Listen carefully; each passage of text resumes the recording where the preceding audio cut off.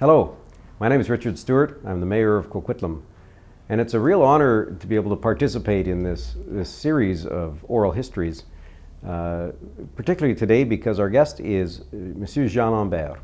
I grew up in Millardville and lived all my life here, and one of the most important figures in Millardville, truly the unofficial mayor of Millardville, is Monsieur Jean Lambert. Alors, c'est mon plaisir de parler avec Monsieur Lambert aujourd'hui. It's really a pleasure to be able to have Mr. Lambert come in and talk to us about the early days of Millardville and the community that has grown up around his life. Good day. C'est un honneur pour moi que vous, Monsieur le maire, peut m'interviewer aujourd'hui. Mon plaisir. Really, I'm really honored. So, how did you get to Millardville? Well, how did you find yourself here?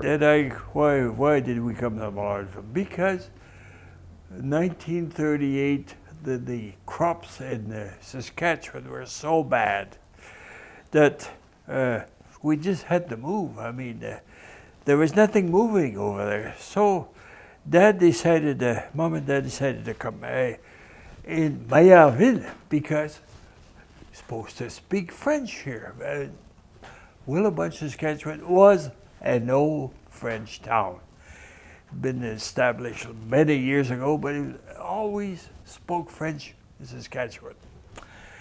So I went to school in Gravelburg for a little while, and everything was in French, you see. So it was nice to come to Millardville and say, we speak in French here.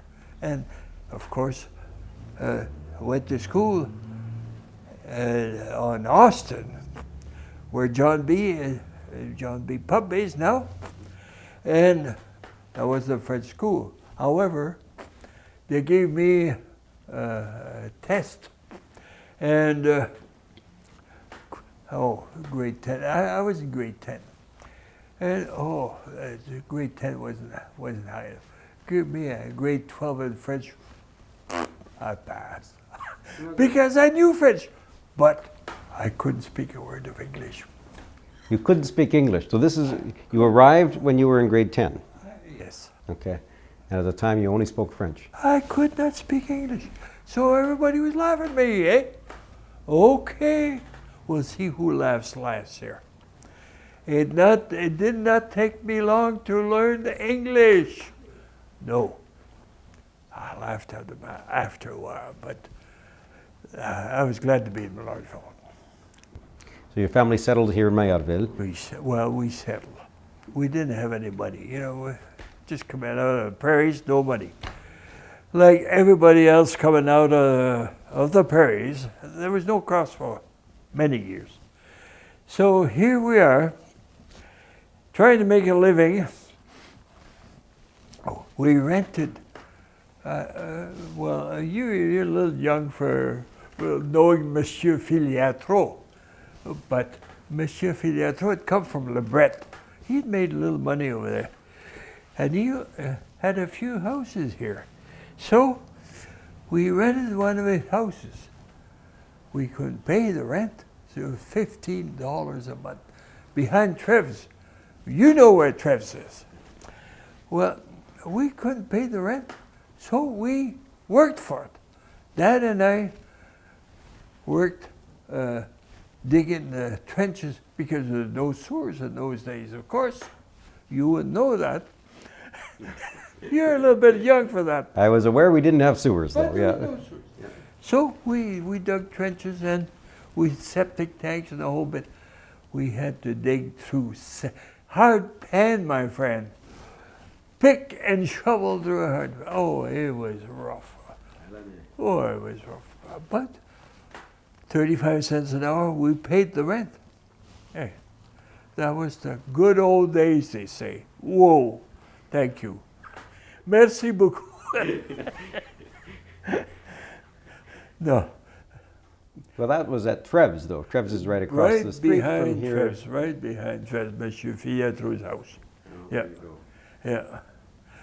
Yeah, so Trev's been there for, it's too bad they passed away, that couple, because they were there for many, many years. Oh yeah, The store's still there. Well, I knew some of the Filiatro family, of course, went to school with them, and they were huge family. big family. Yeah, he had a few sons, the old boy, and well, the Filiatros, they did all right, especially Fernand, which built, Fernand built our church, our school, our church, and he also built the first school in Our Lady of Lourdes, Fernand. So he was quite a builder. The one where Millard Middle School is. Yeah, where it is now, yeah. Yeah. There you go. Yeah.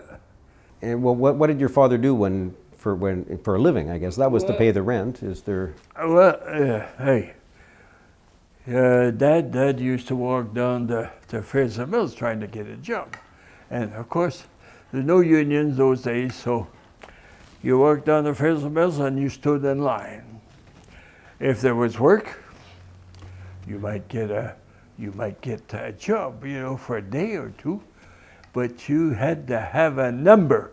They give you a number. If you got to work, you gave you a number. And if you didn't have a number, forget it. Stand in line, man.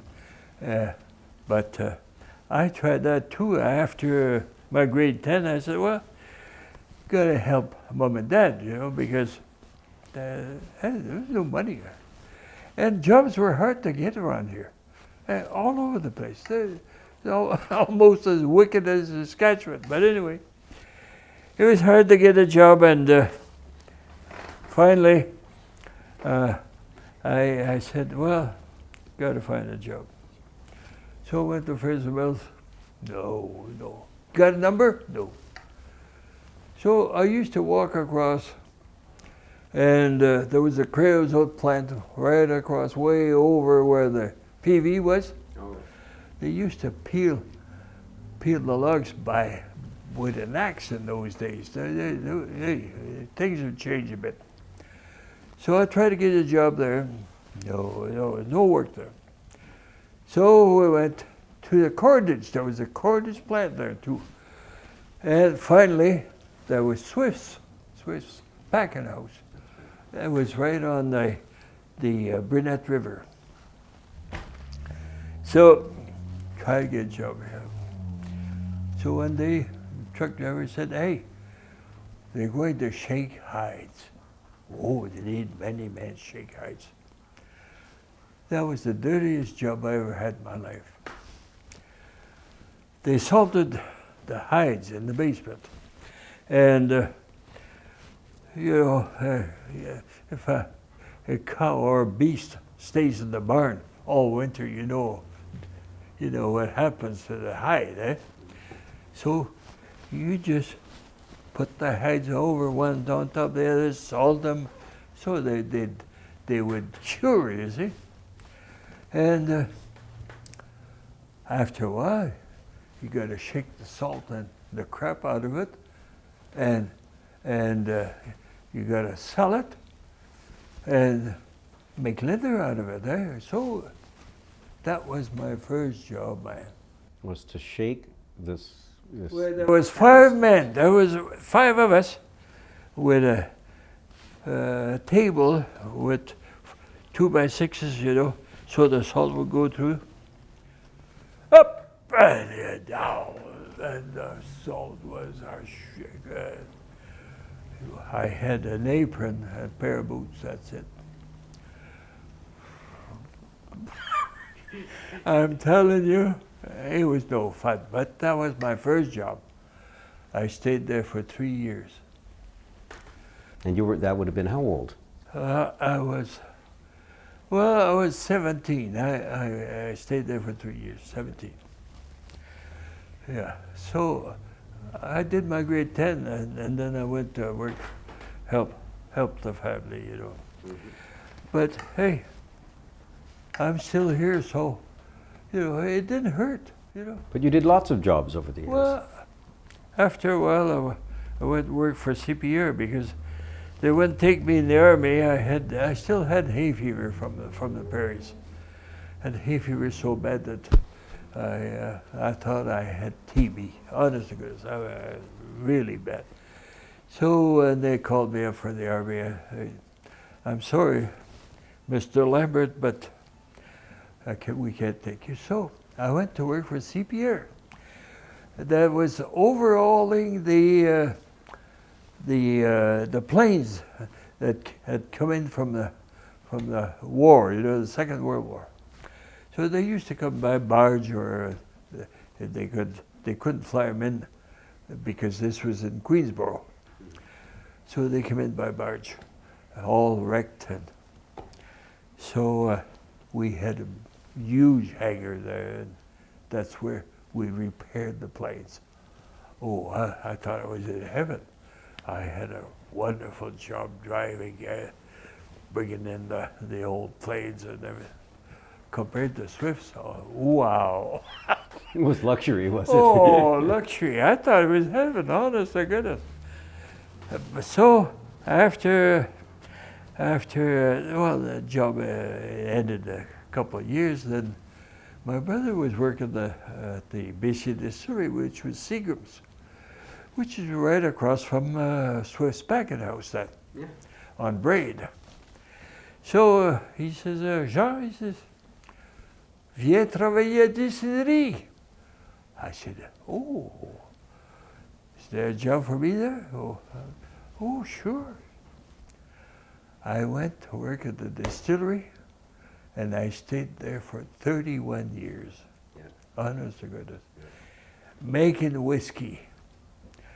Oh, it was good stuff, especially if you aged it, Yeah. The Crown Royal was 25. It was a blend of 10 to 25 years. It was very good stuff. But if you keep your whiskey for 25 years, you lose half your barrels. It just evaporates. You got to turn those barrels all the time, eh? We had a huge warehouse. We had 37 acres there. We had the largest distillery in Canada. And we had a strike. The younger people, oh, we can't work for peanuts. But I went to work 3 shifts because I had a family, I had to have money to raise this family. So I worked 3 shifts, and I could get by. But these kids, no, we don't want to work shifts. Work days, steal a little whiskey, but this over the fence, at night. No, we didn't want to do that. I'd rather work 3 shifts. But I was happy, And after 31 years, I said, well, geez, I guess I'll stay there for the rest of my life. Strike, 2 years strike. That was the end of it. If you guys go on strike, we're getting out of here. That's what Seagram said, and they did. And they left. They left. Yep. Now, I guess most of the people in Mayaville, though, at the time worked in the mill, or a lot of them. Oh yes, oh yes, oh yes. I remember that quite well because Dad had a truck at one time and hauled wood from Fisherville. We hauled 2 kinds of wood, planer ends and slabs. Start the fire, planer ends, and then put slabs on to keep the fire going. So I drove a few times with Dad. When he was sick also, I could drive the truck. But, in those days, that's how you fired up the furnace. You didn't put coal or gas or whatever. Hey, we burnt wood because of the mill there, And we used to haul wood by truckload, $5 a load. And you have to back it up right up to the shed. And sometimes it's kind of hard because there was, they snowed in the winter time here. So it was wasn't fun either.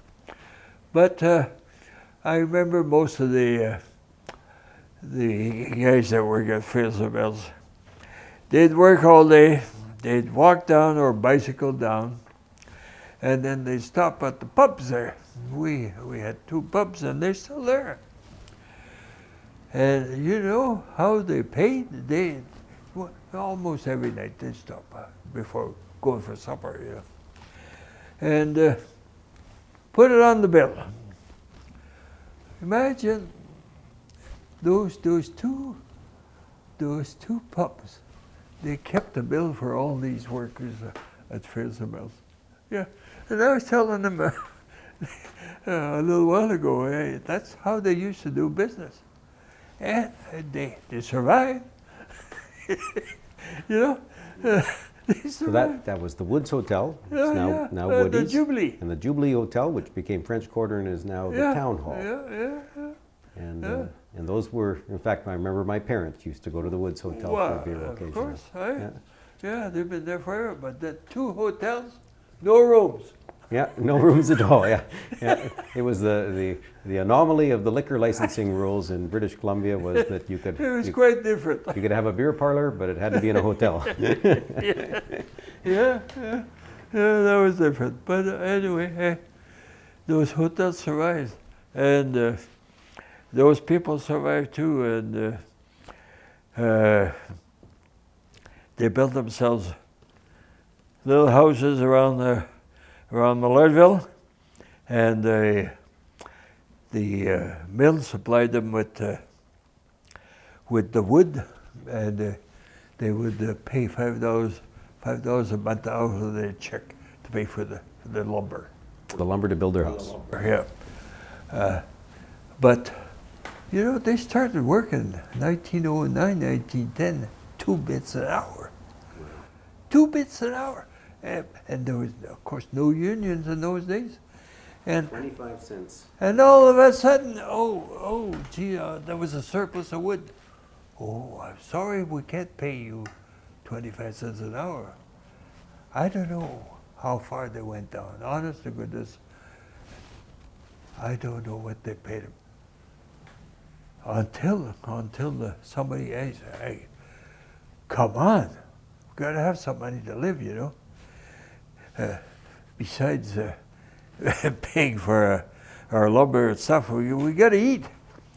So some people went on, they wanted to go on strike, so they formed a union.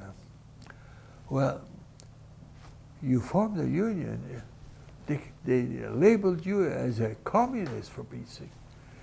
If you were in the union, they labeled you as a commie. But in those days, hey, you know, you weren't supposed to form a union. You were working against the company. Whoa, the company hired you. You don't want to work against them, you know. But they did go on strike, and they finally won some wages. But hey, in those days, money was worth money too, you know. Well, it was a long strike, though, wasn't it? Oh, it was quite a strike, yeah. Yeah, that I guess that undoubtedly would have really affected the whole community. Oh, of course. There's no one in the Woods Hotel because. Yeah, but it's a good thing that the people around had small gardens, you know. On top of the hard pan, there was some good soil, so they could have a garden. Otherwise, they wouldn't have survived. But you know, you got to hand it to those old Frenchmen, 1909, 1910. They were a tough bunch, you know, to survive, you know. Hey, because it wasn't easy for them when they came from Quebec and Ontario, you know. That wasn't easy. And they came with their families. They couldn't go back, huh? They couldn't go back. So they've arrived. Those are the 2 trains, the train loads of French-speaking workers to work in the mill. Yeah. Those were real pioneers. Oh, hey, they're pioneers, and they stayed, and they made a home, out of it, and they built a church and a school, that's what you call pioneers, and des durs à cuire. C'était des gens qui aimaient travailler et puis qui s'inquiètent pas de rien. Ils sont devenus ici pour travailler au moulin et vivre ensemble en communauté francophone. Puis bâtir leur église, Notre-Dame de Lourdes. Notre-Dame de Lourdes. Notre-Dame de Lourdes, oui. C'était votre église quand... Oui, c'était notre église jusqu'en 1947 où je me suis marié. En 1947 avec Suzanne Goulet. Et puis, my dad lived right in the corner of Laval Square and Laval Street. That was Dad's first house. He had paid $3,000 for that when we were in about the 40s, in the 40s. He bought that from the original owner, Monsieur Hamon, which had come in 1909, Anyway, so after I worked for a couple of years at Swift's, I had enough. I was making 50 cents, 60 cents an hour. I ended up after 3 years making 90 cents, and I was the head killer over there. The highest paid job, 90 cents an hour. Do you know that I amassed enough money to pay for my down payment? $500 pay for the house next door to my dad's, Monsieur Hamon. I bought the house next door, $1,500.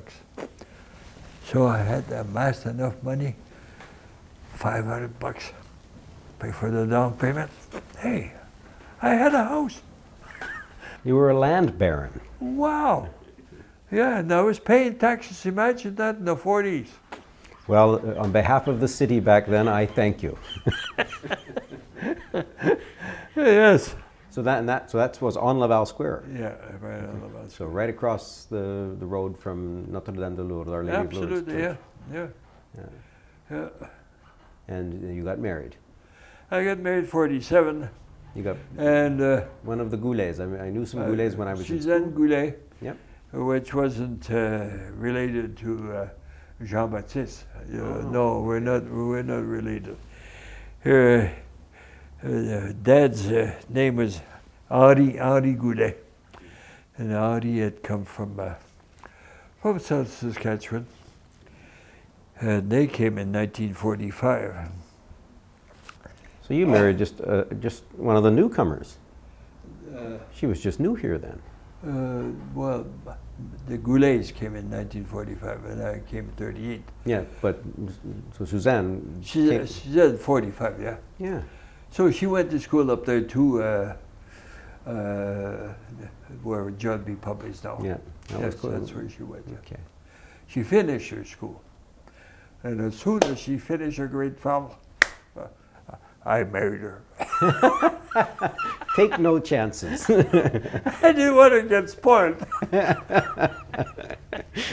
But in 47, then we moved over to Our Lady of Fatima, which just started the first church there. So there was the two parishes, Our Lady of Lourdes, Our Lady of Fatima. Yeah, they started in 46. Bought the land, 3 acres over there, Our Lady of Fatima. And Fernand Filiatro, Fernand Filiatro built first the old church, which burned down. Yep. And then he built the school. And then he built the new church, which is now in 58. Now, the old church and the school are both wood frame buildings. The old church, I remember the day it burnt down. It was the gym we went to when we went to Fatima. The Scout Hall we had the Scout Hall underneath in the basement. basement. That's right. Well, the original Scout, well, there was Scout Hall that was in the basement of Lourdes Church. Yeah, well, that's where we started, yeah, in 1955. And I remember the Scout Hall in the basement of Fatima's old church, the gym. Okay. Now, when you started Scouts, that was, what year was that? 1955. 1955. Yeah. So you've been married? Well, I've been married for a little while, but then I needed some help. You know as well as I do, you're in the municipal hall, you can't do things by yourself. Yeah. You got counselors to help you.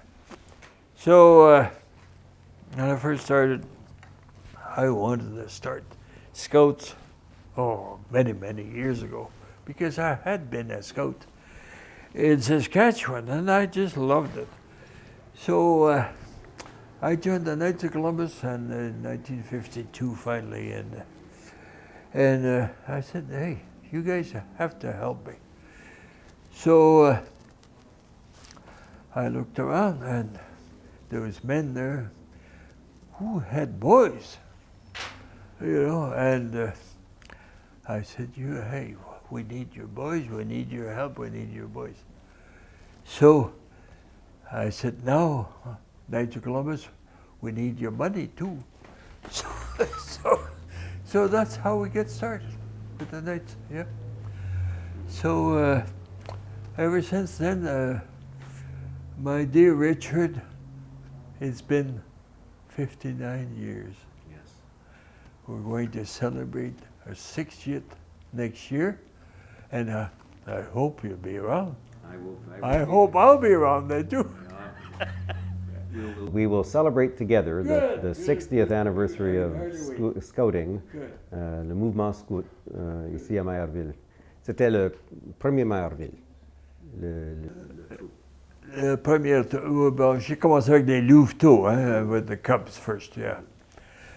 So then 3 years later, we decided, well, we need more savvy, I had, when I left Saskatchewan, I was 14 years old, and I was still a Scout, but I need to know more about Scouting, because by then, Scouting had started in Quebec. This is the only way to go.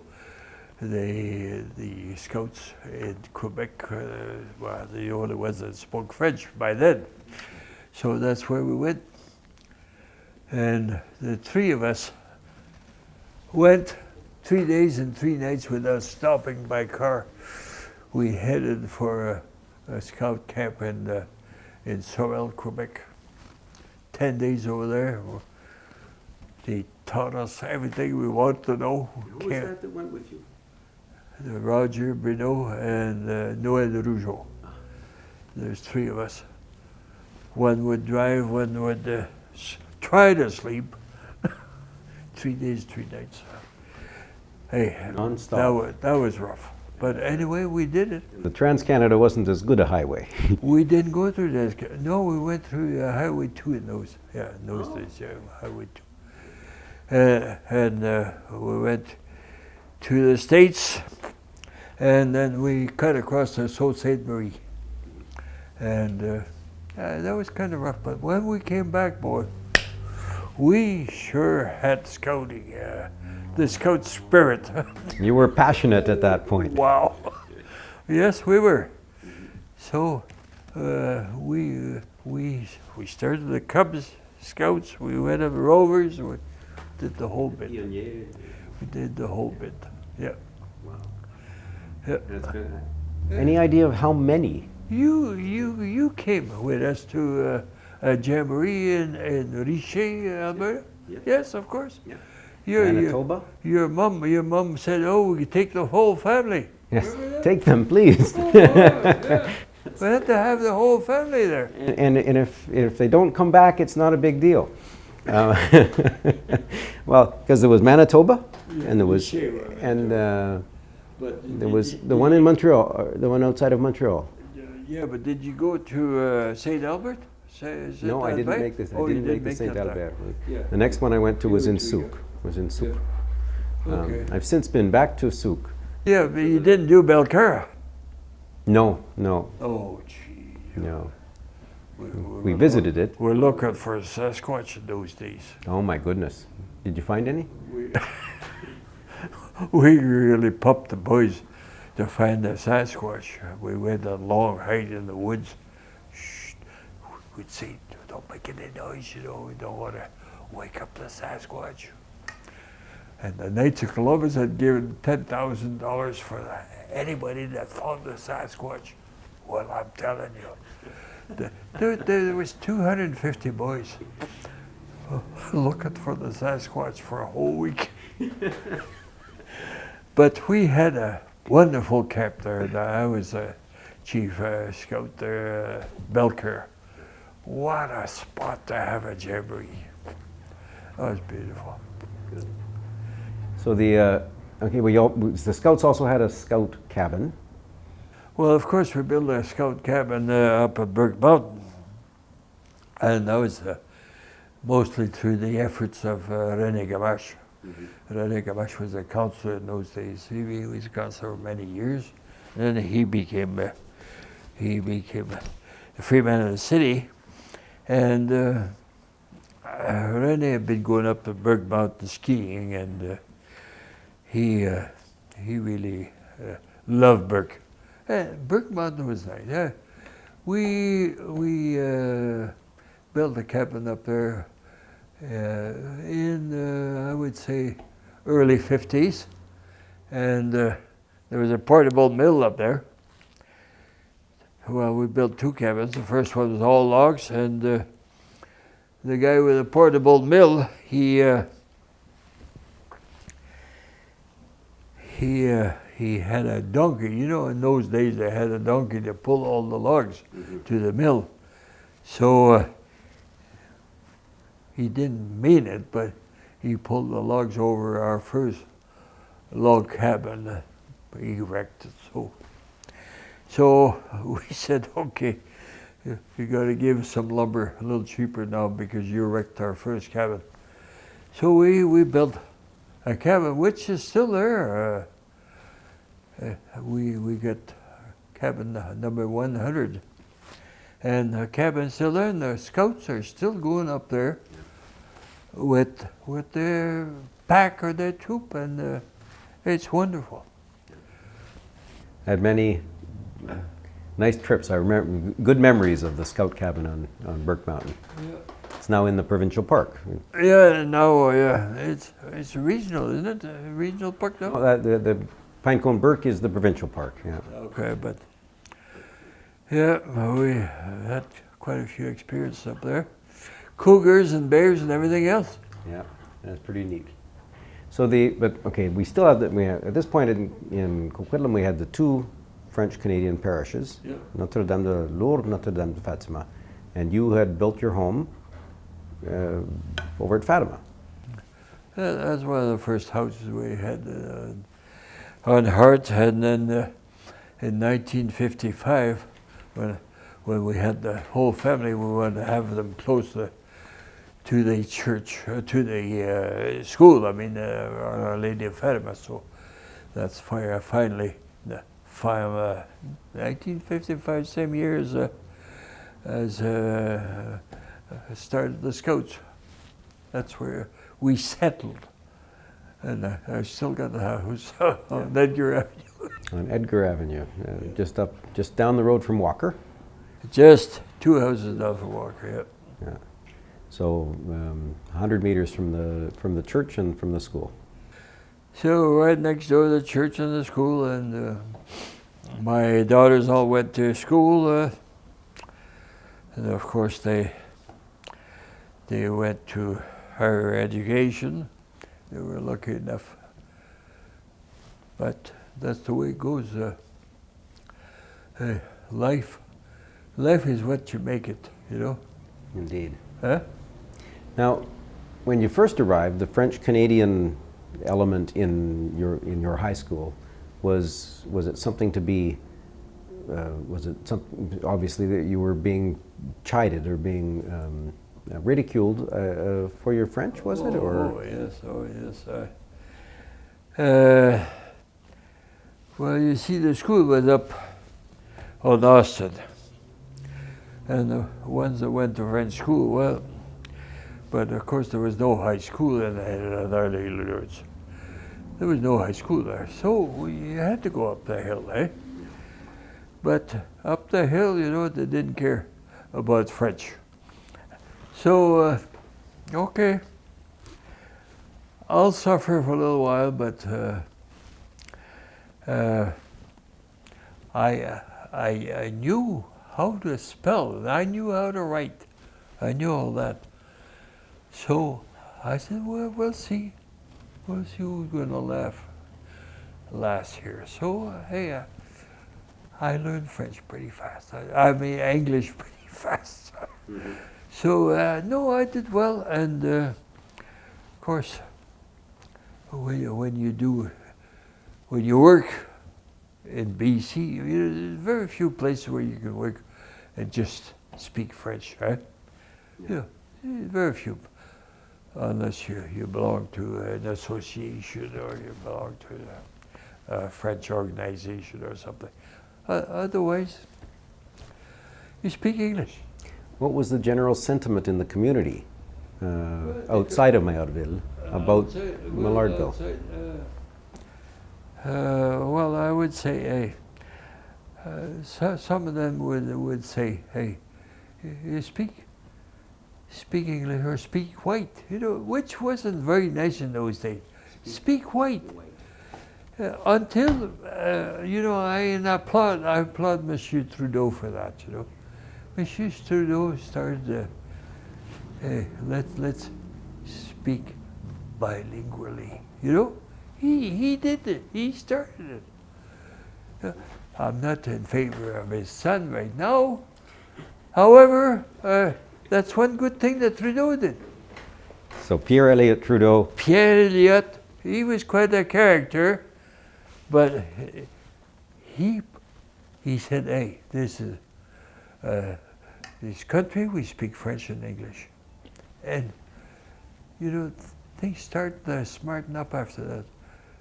Surtout ici, à Maillardville, la plus grande communauté francophone, the biggest French-Canadian community, this was... If you went outside, no, speak French, speak white. I mean, you know, it kind of bugged me, you know, and a lot of people.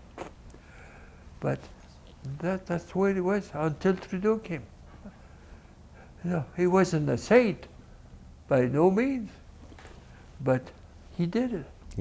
The language, the way in which he could protect the rights of both languages in a country as diverse as this. What was our community made up of then? It was clearly here in Maillardville we had a great many French Canadians. Well, there was, I would say the majority in Millardville was French, yes. And you know, everybody spoke French, except sometimes we'd go to the municipal hall here, which was quite, well, I would have loved to have the municipal hall here forever, but, you know, progress. Yeah. Well, it was here. It was right next door. It was 1111 Brunette, right at the corner of door. Brunette and Marmont. And then we tried to have the land. Once the municipal hall was gone, we tried to get the land for a French community hall, yeah, which would have been very nice. Yeah, would have been. And you know, this would have been the hallmark of Millardville if we'd had a community hall right in the center of Millardville. But it didn't happen. Yeah. And in a lot of ways, that's unfortunate. Do you perceive that Maillardville over the years was neglected, was ignored, did it have the amount of, given its population, should it have had more clout or more attention be paid to it? Well, it was too bad that we didn't have the community center. Plus, Millardville, more or less, was Well, more or less where people met, and more so when the Centre Ménage started for the seniors. That's where we still meet at Centre Ménage. And there's something that bothers me a little bit. We're still waiting for renovations, and Yes. or else knock it down, because the place is getting a little shabby, you know. Built in the late 70s. Yeah, and you were janitor in those days, so you know exactly what the situation is. And you know, I wanted a job when I was on strike with the Seagrams. I said, well, this would be a fine job for me. Next door to the Catholic school, the church. I mean, Our Lady of Lourdes. I said, you know, be a fine French center there, French community center. And I tried to get a job there. And you remember very well, oh, we need somebody with a university grad. We need a university grad to work there. Well, you know what happened to university grad. Yes. He got married during the night. So you had to kick him out, right? Anyway, after that, they said, okay, well, but it was too late for me. I'd taken off another job, so I couldn't go back and get that. But, you know, history, eh? You were part of it. I was part of it. Yep. And history repeats itself sometimes, but Well, it goes around, and it's funny that trying to, in this position, having grown up in the community, I know so much of those bits of history that affected how things, for example, Place Maillardville on Laval Square, across from the church, wasn't the first real community center in Maillardville, by any means. There were others in its history, including Place des Arts, which... Well, yeah, but the Place des Arts, the Tremblay Hall was probably the You're thinking of the first one, yeah. community hall, yeah, probably. And describe Tremblay Hall. I didn't really participate in the Tremblay Hall because that's where the French people would unite and start. That's where probably they started the union, you know. Yeah. And so we had a political history as well as a social hall. It was quite hall. political there, yeah. So I was too young for that. I remember later on, you know, where John Greveling started a shoe shop there, and there were several little shops in there. Anyway. Now that hall was at the corner of Begin and Laval. And Laval. Yeah, yeah. But hey, things change for the better, I guess. But I'm sorry to see some of the old houses in Maillardville gone, though. Yeah, I'm really, really sorry to see that. Yeah, we're working on saving some, though. I mean, we just purchased Booth House. Yeah, which is a good thing. The Booth Farmhouse. Yeah. What did it play a role in your time? Well, we used to have picnics on their farm, you know. We had to watch the cow patches, you know, here and there, but that's where we held our picnics, at Booth's farm. Mm-hmm. And I remember one of the first things I did when I could drive, 16, I got myself I don't know how the heck I managed to pay for it, but I got a Harley Davidson. And there's a couple of us guys had Harleys, and we used to go up that hill there. There was no road going up the hill from Booth's farm. Dawes Hill. Dawes Hill. We used to go up by motorcycle. That's how we got our fun, you know. Yeah. But Booth's farm, yeah, played a big part of Maillardville. Yeah. What other kinds of elements in Maillardville are as they were? Like Booth Farm is remarkably intact as a farmhouse. There aren't many others, though. I mean, we're in Mackin House here. Mackin House and Ryan House they weren't Maillardville, they were the mill.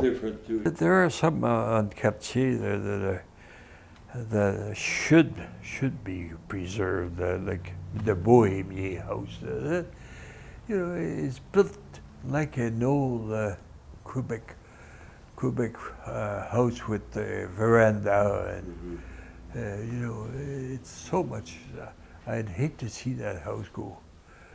Of course, well, you have to have Laval Square. Eh?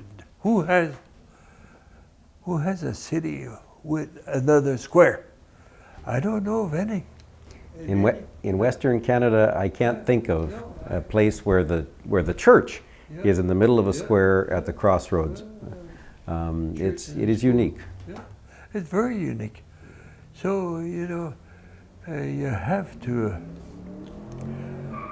to preserve that square for sure. And there's houses now gone around. I'd like to see Johnny DeCare's house too saved. There's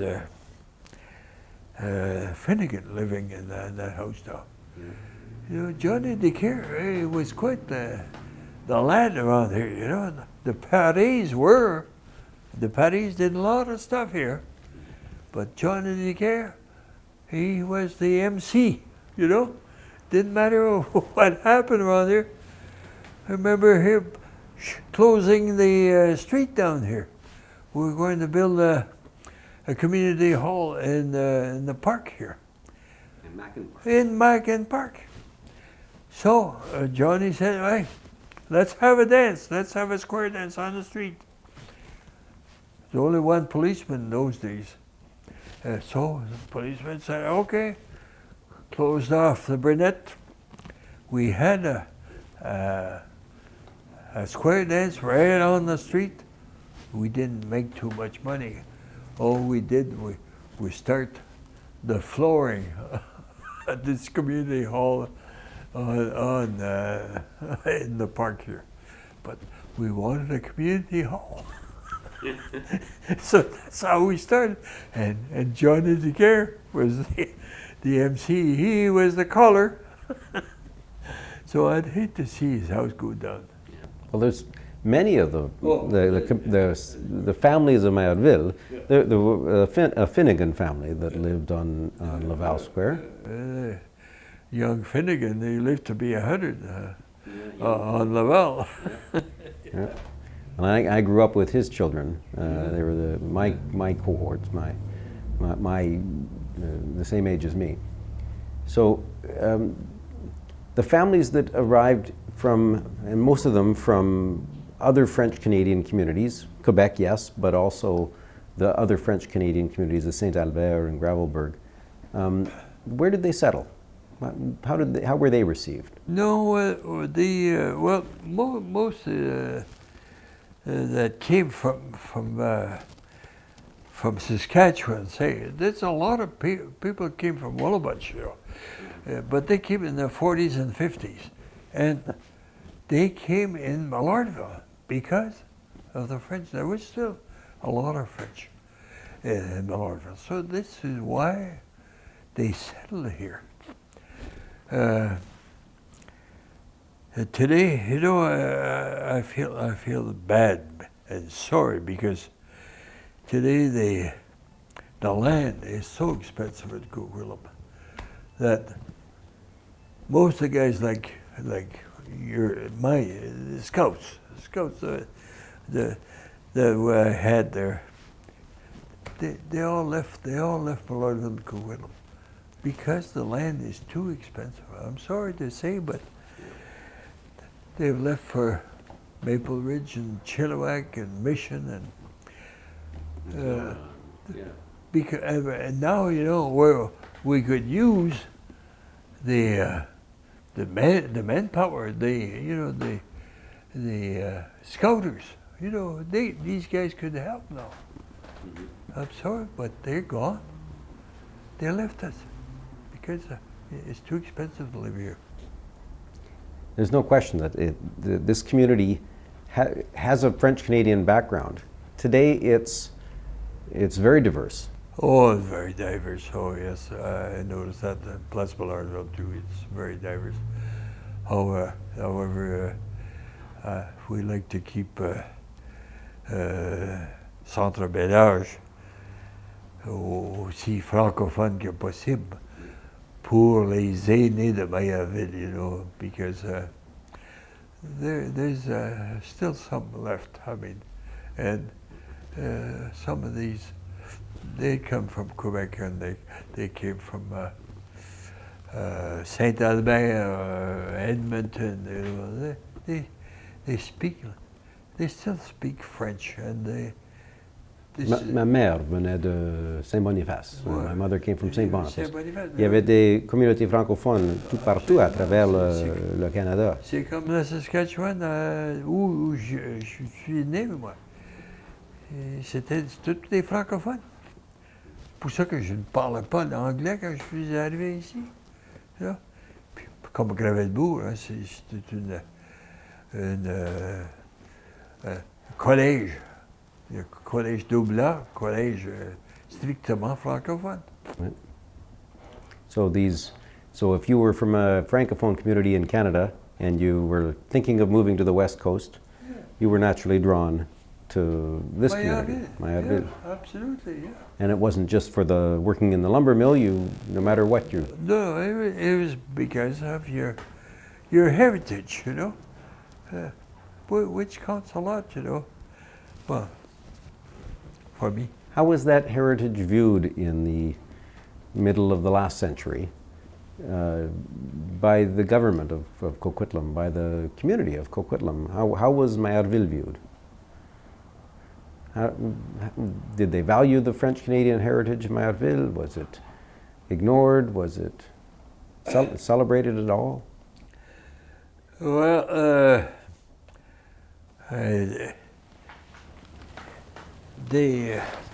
I would say maybe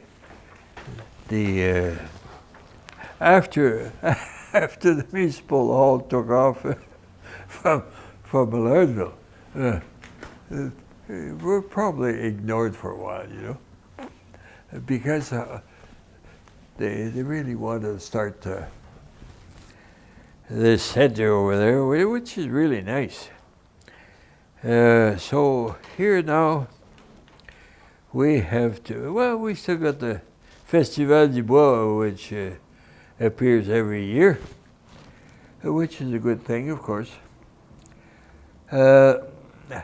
However, we've lost a lot of good buildings. There were some mediocre, but we've lost a lot of heritage through the buildings. And now to get things back, we'll never get things back to where they were before, that's for sure. But we'd like to keep some of this French heritage in and around the Millardville area, you know. Well, it's one of the challenges. When I was growing up in Mayerville, Brunette was lined with those beautiful homes that were clearly built from lumber from Fraser Mills, and we lost them in the 70s, and we lost more in the 80s. We lost a great deal of the heritage of Mayerville. How important is it to save what's left? Well, I think I know the answer, but I want you to put it in words. You know, Millardville is known across Canada, and people come and they say, well, where is Millardville? So they go to Vancouver. Hey, you go to Vancouver? Oh, you go so many miles that way, hey, you'll find. So we have to have something to show the people that come from across Canada. We have to have something to show them what Millardville was, or what Millardville is today. You know, that's the way it is. Huh? Yeah. So, hey, I'm glad we kept this here anyway. this museum is nice, and so is Place des Arts. I really love Place des Arts also. So we have to absolutely save these two buildings, and maybe, well, I know Place des Arts wants to enlarge. They're overcrowded right now, I know that. But, you know, this, I would say now, this is the center of Millardville. Hey, I hope we save some of these houses, because if you make a tour around Millardville, we just don't want to save this and the church. I mean, hey, is that all we get left? You know, it'd be nice. Boots Farm, that wasn't the French. It's still nice. That's where we used to have a picnic, because there's a lot of ground, but it wasn't the French. Well, it's funny though, the three main heritage homes of Maillardville, the three main homes we've saved aren't French at all. The Mackin was an Irish family, and Ryan similarly, and Booth. No Paddy's houses left. Well, there is one on the corner of Biggin and Cutchy, but they've changed it quite a bit. Yeah. It's not well, like it used to be. So how do we preserve that heritage? How do we also celebrate the Francophone reality of this community? I know it's not easy, because you buy a heritage home like the Bohemians. It's a costly proposition. Absolutely. Especially to keep it the way it is. Or rather, to restore it the way it was, because we've changed it over the years. Even to keep it in the shape it is now, it's still in good shape. However, it's too costly. I agree with you, but where is Millardville?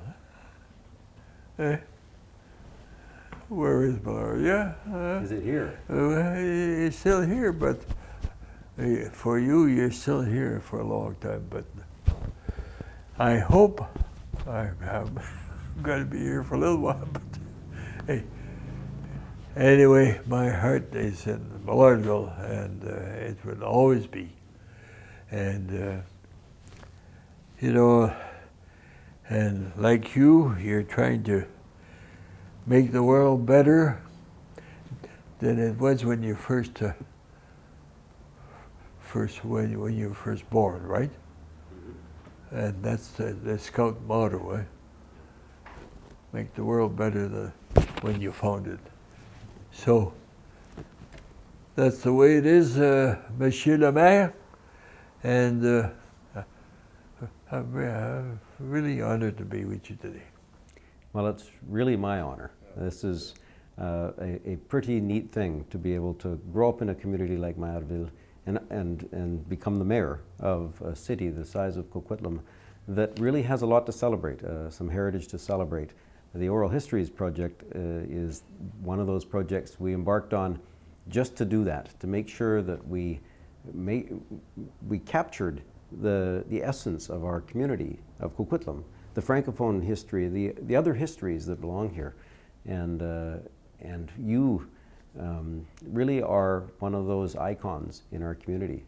You were awarded Freedom of the City by a previous mayor, and you deserved it, and you still deserve it. And we thank you as a city. We thank you for the role you play today in preserving the Francophone realities of Maillardville, but the role you played for many generations in Boy Scouts, les Scouts de Maillardville, in our church, Notre-Dame de Fatima, in so many other facets of our society, Centre Bel Âge, and today I'm deeply honored to be able to chat with you. Merci beaucoup. C'est mon plaisir. Merci.